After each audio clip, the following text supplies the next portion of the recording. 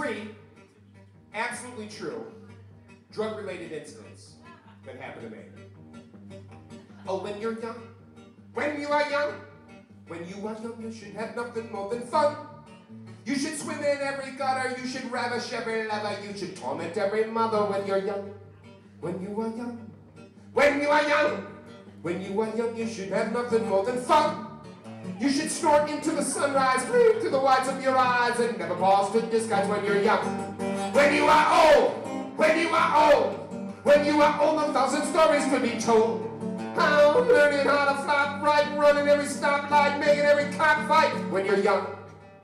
And when I was 21, I had little time for fun. I was balancing the college and the band.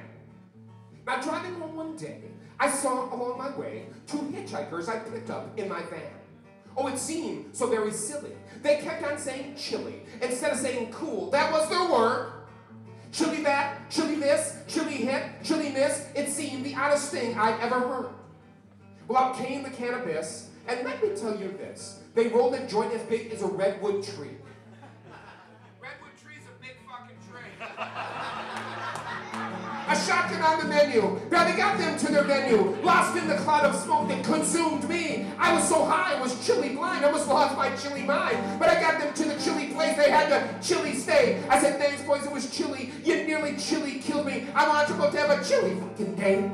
When you are young, when you are young, when you are young, you should have nothing more than fun. Oh, you should dance into the dawn on the hotel lawn. All your clothes are gone when you're young.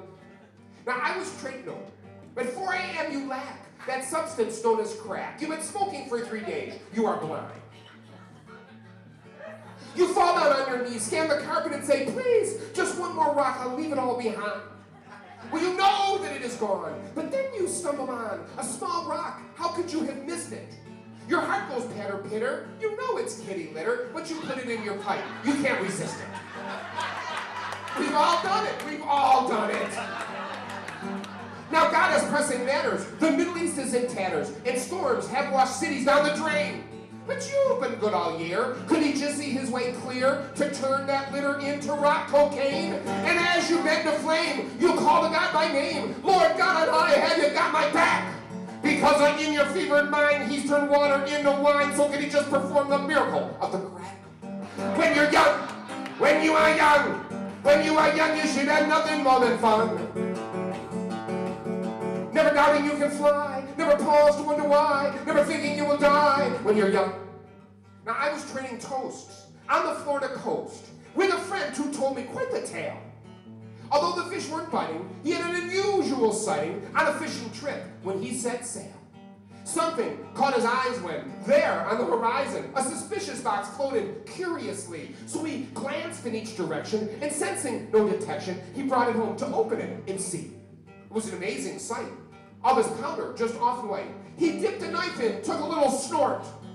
But much to his dismay, no reaction came his way. His cocaine was a dud, I must report. But he kept on sifting through, and what I tell you is true. A crematorium medallion he did find.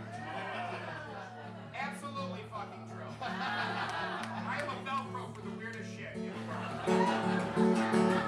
And he let out a great cry. See, he had snorted a dead guy, and to this day a ghost is wandering through his mind. When you are young, when you are young, when you are young, you should have nothing more than fun. Oh, never doubting you can fly, never pause, wonder why, never thinking you will die when you're young.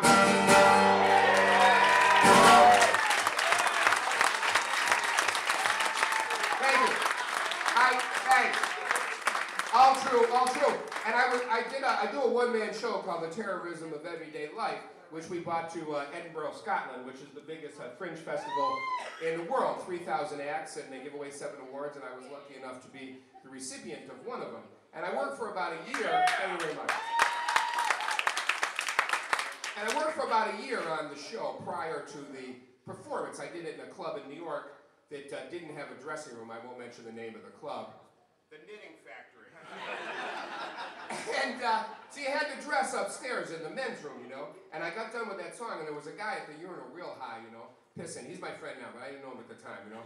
But he was wasted, and he goes, hey, I really like that song about snorting a dead guy. I'm like, thanks, man, I appreciate that. He goes, I never snorted at the dead guy. And I was like, well, you're not alone there, you know. To a large extent, that's what makes the song distinctive. He said, I smoked the dead guy once. This is true, man. And that is a line, you're into the fucking guy's story at that point.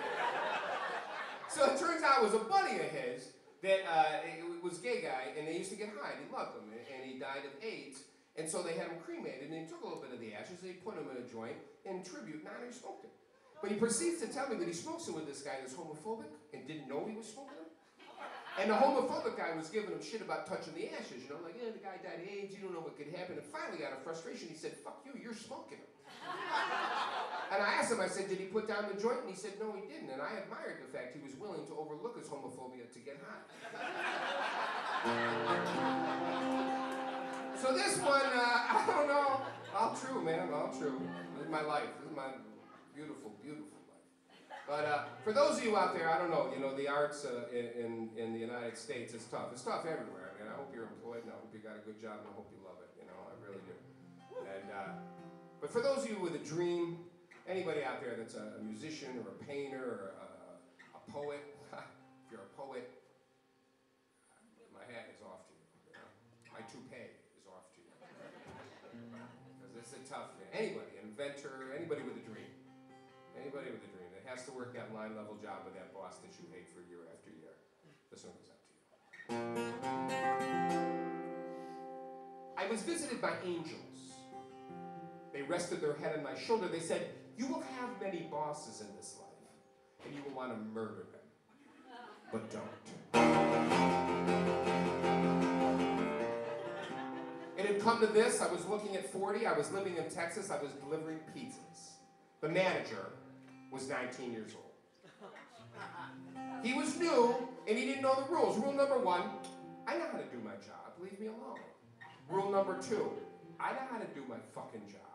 Leave me the fuck alone. I had a friend that worked there, a Texas native, same age as me. He had a job working for the state, doing environmental law violation, righteous work, busting big corporations. He was going through a divorce, so he was supplementing his income by working at the pizza shop. He couldn't understand why the boss got under my skin. The boss's name was Chris. He had red hair and a lot of pimples. You know the expression, beat him like a red-headed stepson? They wrote it for him.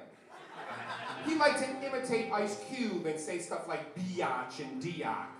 It sounded really stupid coming out of his mouth.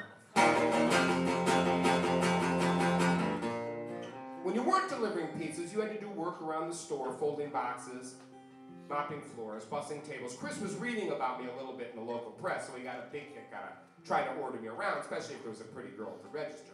One day, I was cleaning dough trays. A chimp could clean dough trays. Not a genius chimp, not an astronaut chimp, a fucking retard chimp. Chris came up behind me and he stared. He said, you know, the dough trays weren't clean yesterday. Make sure you get the corners. My brain went hot and fuzzy like a burrito that's been left in the microwave for an hour.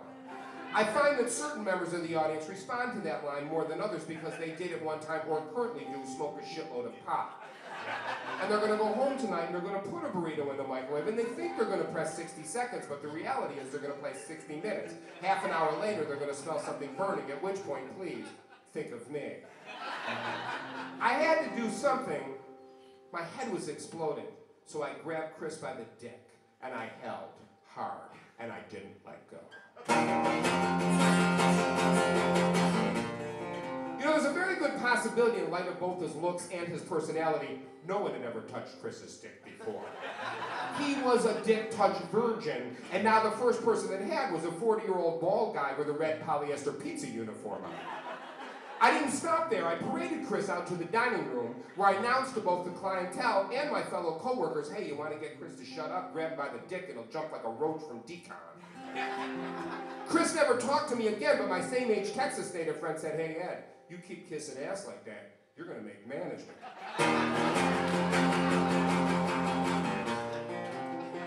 I worked there another 3 months. I got signed to Mercury Records the same week I got Employee of the Month. Chris stole $100 out of the night deposit bag and got fee-ired. Thank the angels.